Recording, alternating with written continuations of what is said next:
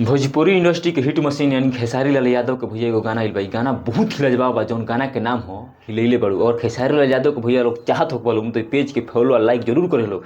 एकरा में फीमेल गायक बाड़ी शिल्पी राज भैया नाम के बता नहीं कि शिल्पी राज भोजपुरी इंडस्ट्री के शेरनी गायक होई, शेरनी गायक।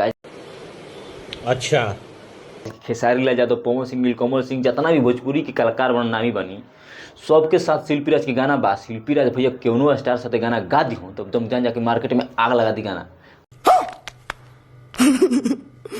गाना बहुत ही लाजवाब है। जौन गाना के लिखले बड़न प्रभु बिशनपुरी बहुत ही मस्त गाना लिखले बड़न। खेसारी लाल यादव जौन शिल्पी राज के दिले बड़न तो मार्केट में आग लगा होता।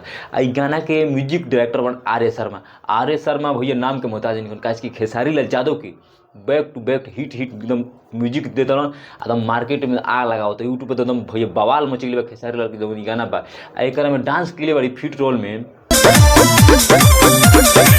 नीलम गिरी भैया एकदम पीछे दिन एकदम नीलकमल सिंह साथे लौको तरी, पवन सिंह साथे लौको तरी, खेसारी लाल के साथे तो लौक गई एकदम बहुत ही बवाल गाना बाटे। बवाल डांस करते एकदम आधा उनको अपन दिखा के गाना में जान डाल दे बड़ी। जौन गाना बाटी हिलैले बाड़ू।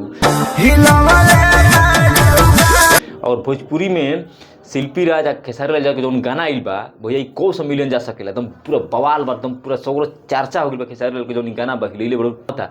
आ शिल्पी राज भैया भोजपुरी के एकदम शेरनी गायक शिल्पी राज भैया कोनो भी कलाकार साथे कोनो भी भोजपुरी के स्टार साथे गा दो शिल्पी राज तो जान जा कि गाना तो मार्केट में आग लगाही के बा। अरे भारी पड़ जतरी गायक पर, बढ़िया गायक पर शिल्पी राज भारी पड़ जतरी। आ खेसारी लाल के जौन गाना बा बहुत ही लाजवाब गाना बा भैया। जाके एक बार दम दबा के सुन लो। खेसारी लाल यादव एकदम प्यार दुलार दलो।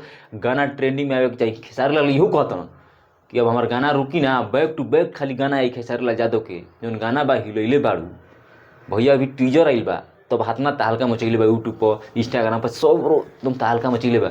तो सोचा लोग जब ये गाना आ जाई शिल्पी राज आ खेसारी लाल यादव के तो कितना बवाल करी मार्केट में।